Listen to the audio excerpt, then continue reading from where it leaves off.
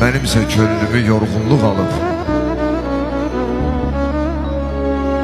Yorğun dizlərinə möhkəm sarılıb bir gecə kaş möhkəm yataydım ana.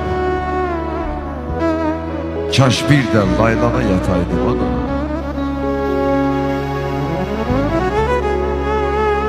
Getməzdi, bir bəla gəldi apardı.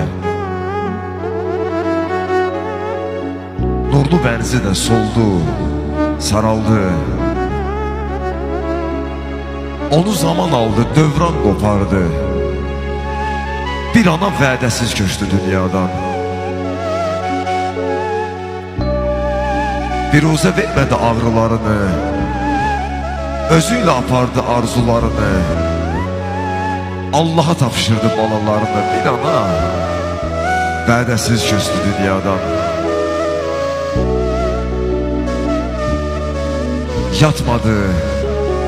Yatmadı geceler övlad böyüttü.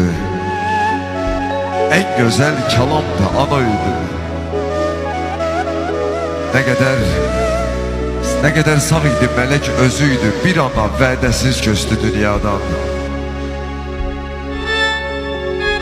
Məkanı buz kimi kəsəkli daşlı, nə fərqi cavandı,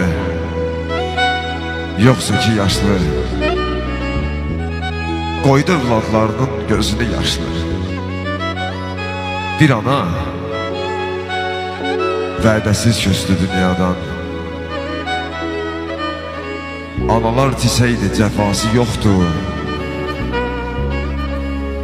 Anasız olanın dünyası yoxdur.